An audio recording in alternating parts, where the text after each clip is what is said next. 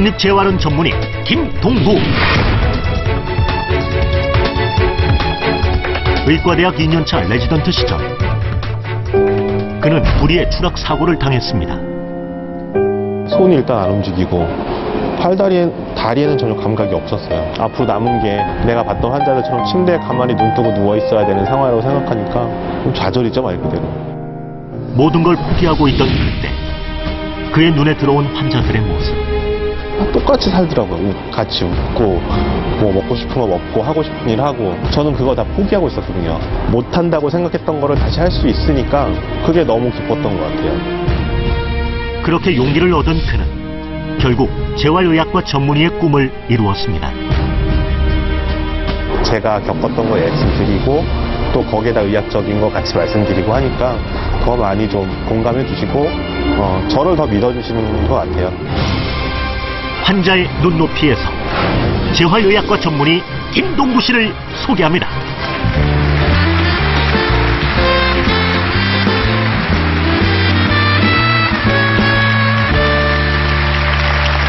어서 오세요. 네. 지금 국립재활원에서 지금 환자 보고 계시죠? 예, 5월 초부터 발령 받아서 지금 공부하고 그래 있습니다. 얼마 안 되셨어요. 예. 근데 환자들이 이렇게 딱 마주치면은 반응이 어때요? 이렇게 놀라는 환자도 있긴 있을 것 같은데요. 네, 놀라시고 처음엔 되게 의아하게 보시고 네. 의사 선생님도 휠체어 탔네 이렇게 얘기하시더라고요. 근데 예. 같이 면담을 하고 이렇게 이야기하다 보면은 네. 다들 잘 이해해 주시고 네. 잘 받아주시더라고요. 오히려 서로 어려웠던 시간을 갖다 이렇게 공감을 할 수 있기 때문에 더 신뢰가 더 가지 않을까 싶기도 하거든요. 환자 예. 입장에서 보면은요. 그런 부분도 상당히 있는 것 같습니다. 네. 오늘 그리고 말씀하실 그 강연 주제가요. 불행의 뒷모습인데 어떤 얘기가 될까요? 조금만 얘기를 해주시면. 제가 다치고 나서 8년이라는 시간을 겪었는데요. 그 네. 시기가 굉장히 힘들었었지만 저에게 대단히 값어치가 있었고 소중한 시간들이었기 때문에 그 시간들에 대해서 좀 이야기를 해야 될 것 같습니다. 네. 자, 우리 다 같이 귀를 기울여서 얘기를 듣도록 하겠습니다. 자, 박수로 청해 주시겠습니까? 박수.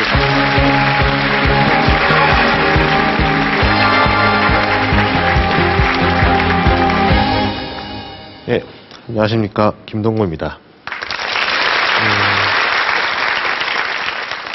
8년 전에는 저는 운동을 되게 좋아하는 큰 대학병원의 정형외과 레지던트였습니다. 하지만 예기치 못했던 사고를 겪게 되었고요.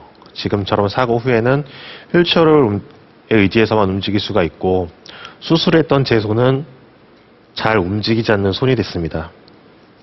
제가 사고가 났던 것은 2005년도 겨울이었습니다. 교회는 한 식당에서 식사를 하고 저녁 식사를 했었고요. 이제 집으로 돌아가는 길에 짧게 가로질러 갈 수 있도록 철판이 놓여 있는 그런 지름길이 있었습니다. 날도 굉장히 어두웠었고 그리고 겨울이라서 그 철판이기 때문에 굉장히 미끄러웠었고요. 그리고 또 여러 명에서 같이 이야기를 하면서 건너가다 보니까 제일 끝에 서 있던 제가 그 다에서 떨어지게 됐습니다. 119를 통해서 제가 일하던 병원으로 실려왔고요. 그리고 거기서 검사를 했더니 뼈가 분쇄가 돼가지고 앞에 있는 척수신경을 굉장히 심하게 눌러서 사지마비가 왔다는 이야기를 들었습니다. 눈을 뜨고 말은 하지 못했지만 제가 한번 몸을 움직여 봤습니다. 손목까지는 조금씩 움직이는데 주먹을 쥐려고 하니까 꽉 쥐어지지가 않았습니다. 그리고 제 어깨 밑으로는 전혀 감각이 없었고 움직일 수 있는 부분은 하나도 없었습니다. 제가 그 2년 동안 봐왔던 척수 손상을 당했던 환자들의 모습이 제 모습이었었고 누구보다도 제 모습을 더 잘 알 수 있었습니다. 하지만 보통의 환자들처럼 저 또한 제 몸에 대해서 인정을 할 수가 없었습니다. 난 누워있긴 하는데 며칠 지나면 내 다리 움직일 거고 내 손은 예전처럼 수술할 수 있는 그러한 정교한 손이 돼 있을 거고 그러던 중에 저를 굉장히 이뻐해 주셨던 신경외과 과장님이 계셨었는데 과장님이 저에게 오셔서 이제 몸 컨디션도 조금 좋아졌으니까 한번 혼자서 침대에서 돌아 눕는 연습을 해봐라 이렇게 얘기하셨습니다. 어깨 밑으로 말씀드렸듯이 전혀 움직임이 없었고 하다못해 난간을 움켜쥐고 돌고 싶었는데 난간을 움켜쥘 힘조차 제 손에는 없었습니다. 근데 며칠 동안 여러 번 시행착오를 겪다 보니까 요령이 생기더라고요. 팔은 움직일 수 있으니까 난간에다가 팔을 걸고 힘차게 몸을 돌려왔습니다. 말 그대로 제가 중환자실에 누워 있는 순간부터 해서 내 혼자 뭔가를 움직였다는 것이 처음 있던 순간이었습니다. 근데 그 순간 저는 정말로 펑펑 울었었습니다. 내가 뭔가를 할 수 있어서 기뻐서 울었던 것이 절대 아니었습니다. 제가 옆으로 돌아 눕는 순간, 내가 할 수 있는 것은 다 했다. 난 이 이상의 어떤 것도 할 수가 없겠구나, 이제. 나의 한계가 여기구나. 저 이상 신경 회복도 없고, 감각이 돌아오는 것도 없고, 발가락 하나 움직이지 않고, 그러면 나는 이제부터 계속 휠체어를 타고 살아야 하는구나. 내가 대소변도 혼자 못 가리고, 누구의 도움만 받아야 되는 존재가 될 수밖에 없구나. 다친 지 6개월 정도가 됐을 때 국립자로 입원을 했습니다.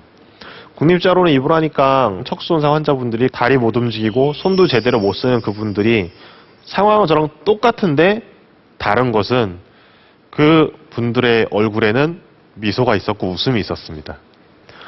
여기엔 뭔가 정말 다른 게 있구나. 내가 더 잘 알기 때문에 쉽게 포기해버렸던 것들을 이 사람들은 다 누리고 살고 있구나 라는 신세계를 볼 수 있게 되었습니다. 휠체어를 탄 사람들끼리 처음으로 저녁을 먹으러 나갔는데요.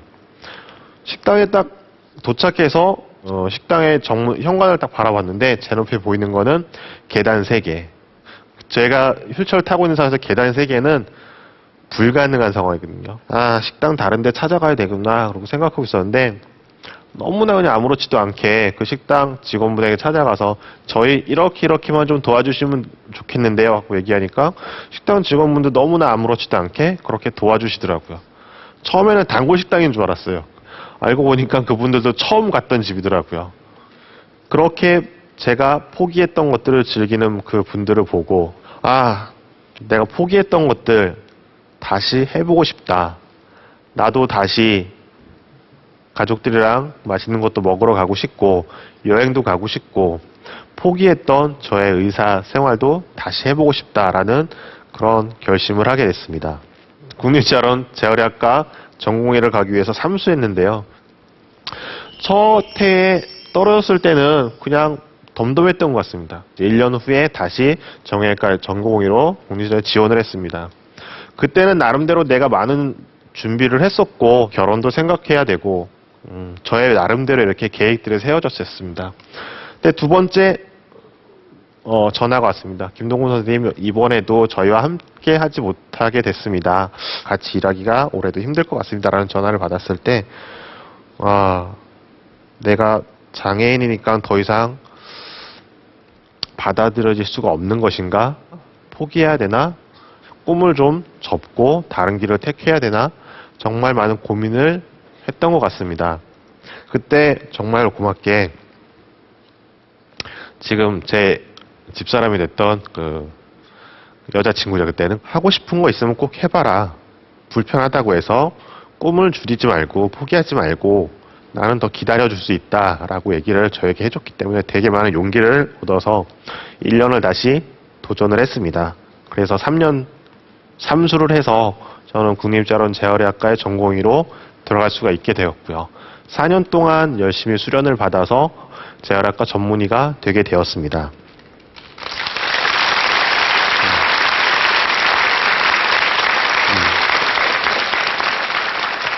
저한테 오는 환자들은 대부분 대학병원 한 2-3개의 대학병원을 거쳐서 다친 지 6개월에서 1년 이상 지난 환자들이 저에게 찾아옵니다. 저처럼 척수신경을 다치거나 아니면 머리에 있는 뇌를 다치게 된 분들은 정말 겪어보지 못한 사람은 알 수 없을 정도로 어떤 사람은 정말 내 다리가 타들어간다 그러고 어떤 사람은 내 다리를 누가 칼로 잡고 찌른다 그러고 그렇게 힘든 통증들을 많이 호소하시는데 이분들이 어느 순간부터 의사들한테 아프다는 얘기를 안 한다고 그럽니다. 그럼 환자들이 하는 말, 아프다 그러면 무조건 약만 주더라고. 그러다 보니까 나 하루에 먹는 약이 한 움큼이고 약만 먹어도 배부르다고. 또 그분들이 비가 오는 날이나 장마철 같을 때는 신경통이 정말로 굉장히 심해집니다. 심한 분들은 침대에서 눈만 뜨고 꿈쩍도 못 하시는 분들도 계십니다. 저 또한 그런 것들 겪고 있기 때문에 그러한 비가 오는 날이나 장마철 같은 때에는 아침에 해진을 돌면서 환자들한테 머리 얘기를 합니다. 아버님 오늘 되게 힘드시죠? 그러면 이런 날은 그냥 쉬세요. 재활치료 하루 안 받아도 상관없고 이런 날은 그냥 푹 쉬세요. 그리고 너무 힘들면은 말씀하세요. 제가 약을 드릴 수 있는데 사실 제가 약을 드려도 이 통증 아예 없게는 해드릴 수는 없습니다.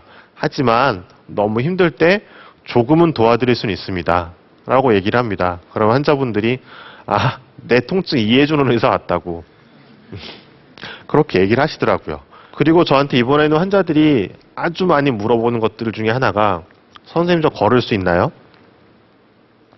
말씀드렸듯이 저에게 오는 환자들은 6개월, 1년 정도 지난 환자분들이기 때문에 사실 신경의 회복은 더 이상 생기진 않습니다. 아버님 몇 년이 지나면 걸을 수 있을 거라고 생각하시는데 못 걷습니다. 아버님 몇 년이 지나서 발가락 하나 움직일 수 있습니다. 그런데 그 발가락 하나 움직이는 것 때문에 아버님의 삶이 지금과 달라질 것은 없습니다. 라고 이야기할 수밖에 없습니다. 하지만 제가 해줄 수 있는 말은 또 다른 것이 있습니다. 휠체어를 탔지만 맛있는 거 먹으러 가실 수 있고 가족들과 행복하게 여행 다닐 수 있고 다쳐서 포기했지만 그것들 포기하지 않고 다시 본인이 할 수 있는 것들을 즐기고 사실 수 있습니다. 저에게는 그 모습이 보이고 아버님도 그러한 모습을 보셨으면 좋겠습니다. 라고 이야기를 합니다. 사실 의사가 이렇게 처음에 환자분 앉혀놓고선 이런저런 얘기하다가 잘 울어요, 저도. 이렇게 면담하다가 같이 울어요. 그리고 이렇게 펑펑 울었던 환자분이 다시 다 면담이 끝나고 나가시면서 얘기합니다. 선생님, 저 이거 다 알고 있었는데,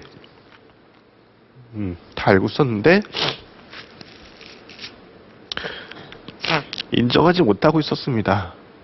그런데 선생님한테 이렇게 솔직히 들으니까 너무나 속 시원하고 저 내일부터 정말 재활치료 열심히 받을 수 있을 것 같습니다. 라고 얘기합니다. 저 나쁜 말만 해드렸는데 저한테 고맙다고 하는 환자들 볼 때마다 보람 있고요. 아, 내가 조금씩 제대로 된 의사가 돼갔구나라는 거 느끼는 것 같습니다.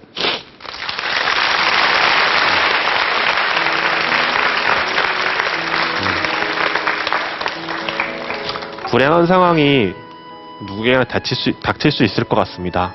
그 불행한 상황에서 절망하고 좌절하고 하면은 불행의 앞모습만 보게 되는 것 같습니다.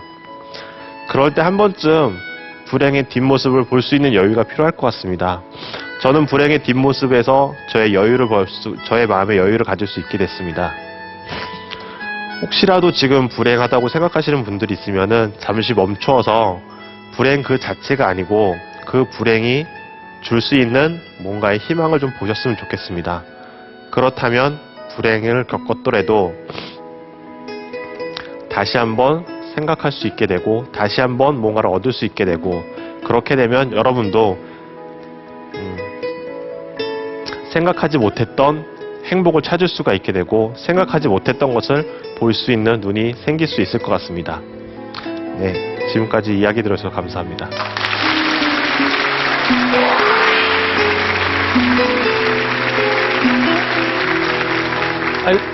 계세요. 말씀 잘 들었습니다. 오늘 이 자리에 어머니하고 부인께서 와 네. 계신데요. 그 어머니하고 부인께 좀 꼭 평소에 하시고 싶었던 말씀 있으시면 한 말씀 하실래요? 제가 사실 표현을 잘 못하지만 네. 항상 투명하게 얘기하고 짜증내지만 아직도 제 마음에는 힘든 시간 저 지켜주셨고 네. 이렇게 건강하게 몸을 낳아주셨는데 건강하게 지키지 못했던 거 정말 죄송하고 언제나 어머니 사랑합니다. 네. 짤막하게 옆에 계신 부인께도 한 말씀 해주실래요? 네. 항상 옆에서 웃어주고 항상 옆에서 챙겨줘서 너무 고맙고 제가 결혼하기 전에 나 너한테 못해주는 거 정말 많을 거라고 얘기했었는데 네. 그때 저한테 해줬던 게 못 해주는 거 말고 그럼 다른 거 더 잘해주면 되지 않냐 그랬었거든요. 근데 결혼하고 나니까 잘 못 해주는 것 같아서 앞으로 살면서 평생 사랑하고 네. 행복한 가정 만들도록 평생 노력할게. 아유, 네. 감사합니다. 자, 이제 우리 공감 의견단 버튼 잡으시고요. 공감 온도를 좀 표시해 주시기 바랍니다. 자, 버튼 눌러주세요. 네, 김동우 씨의 불행의 뒷모습. 자, 공감 온도 과연 몇 도일까요? 공감 온도 97도가 나왔습니다. 잘 들었습니다. 검은콩 다이어트로 4개월 만에 51kg을 감량하다 정주영. 강연 주제 나를 살린 콩의 공감 온도는 95도. 실패해서 성공을 배우다 도전하는 달인 개그맨 김병만. 강연 주제 실패할 수도 있다의 공감 온도는 96도. 척수 장애를 극복한 재활의학과 전문의 김동구. 강연 주제 불행의 뒷모습의 공감 온도는 97도였습니다.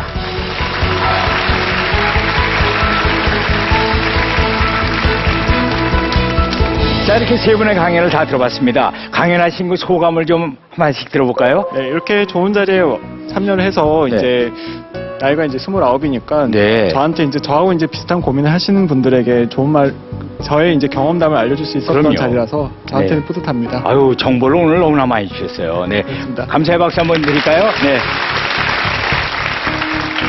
그 바쁜 중에도 오늘 또 우리 강연 백두 씨 이렇게 나오셔서 얘기를 해주신 우리 김병만 씨는 또 소감이 어떤가요? 아, 오늘 저는 저 이야기보다도요, 네. 이 두 분 이야기를 뒤에서 이제 모니터로 계속 봤거든요. 네. 근데 좋은 강의를 듣고 가는 것 같고요. 네. 그리고 여러분들 뵈서 제 이야기 끝까지 들어줘서 너무 감사하고, 예, 여기 와서 또 힘을 더 얻고 갑니다. 아유, 더 멀리 날릴 수 있을 것 같습니다. 네. 우리 김동구 선생님은 또 어떠셨습니까? 얘기하면서 사실 저도 이제 살면서 잊고 있었던 거 네. 그런 것들을 저도 다시 한번 이렇게 되새길 수 있는 기회가 돼서 정말 좋았습니다. 네. 감사합니다. 오늘 얘기를 듣고 보니까요, 이 세 분의 인생의 반전 열쇠는 바로 어디에 뭐냐 했더니 자기 자신에 대한 믿음이 아니었었나 싶네요. 여러분의 인생을 반전시킬 열쇠는 과연 어디에 있고 또 모양은 어떤 걸까요? 한번 찾아보시고요.